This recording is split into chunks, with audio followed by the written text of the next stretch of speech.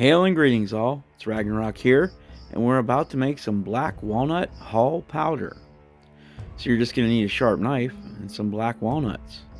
Now you want the best walnuts that you have, but sometimes the best walnuts you have are the ones on hand. So we'll go through these and salvage what we can. Some may not be useful, but most will be. So I'm just going to go ahead and cut around, straight around, like so. And then I'll be able to twist and remove the hull.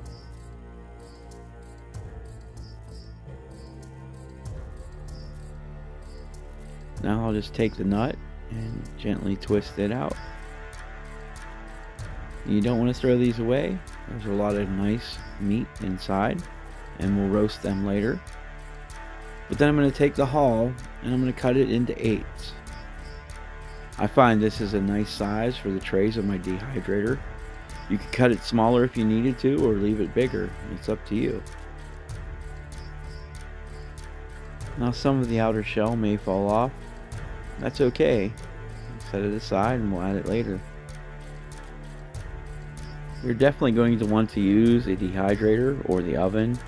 If you let them set in the sun, most likely they're going to rot before they have a chance to dehydrate. As you can see, this one's a little dry. The shell of the hull is coming off. But I'll just go ahead and start laying them onto the trays.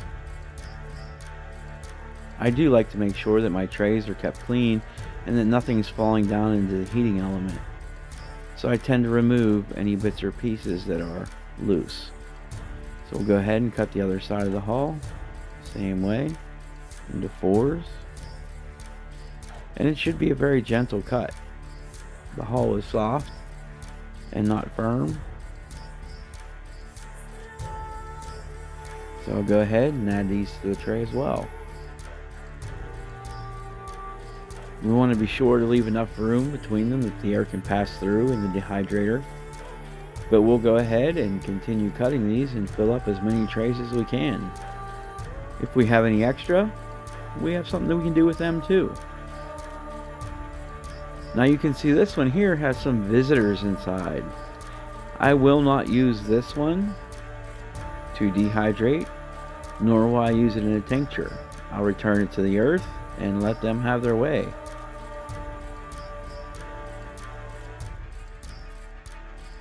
Now as you can see, I have all the trays for the dehydrator full, so I will go ahead and take them over to the dehydrator. But I also have a pile of nuts here that I'm going to roast, and we will use them in baking or some other goodness. But I also had enough here to do another tincture. That's right, another black walnut tincture. Can't complain there. So now that all of the black walnut hulls have dehydrated, you can see that they are crisp and not pliable.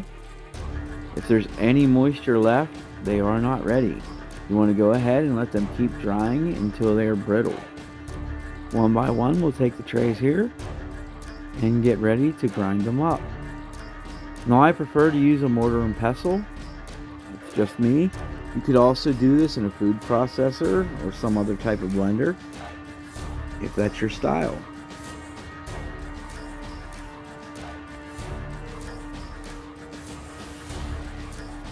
So I'll go ahead and start filling the mortar, just adding a few at a time. You don't want to get too many in there. If you do, it becomes more difficult and harder to contain and reserve. And I'm just going to go ahead and take the pestle and start grinding it down. I like the fact that I have a stone pestle and mortar here. It works two ways to grind it down.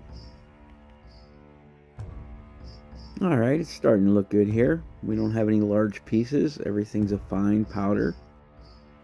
You do want to be sure to thoroughly check and make sure that you've ground everything down. It should be smooth and sand-like. And here we go. Black walnut hull powder. Ready to go. Now I'll go ahead and grind the rest and be back. So I was able to fill an entire pint jar with our black walnut hull powder. This powder is a great way to have black walnut on hand at any time. If you want to administer it to your livestock, you can sprinkle it onto their food. You can also make ink, stain, encapsulate it, or create more tincture. Always be sure to label your powders and tinctures so that you know what is in the jar. Don't think you'll remember. There's always a chance you can forget. Until next we meet, be well.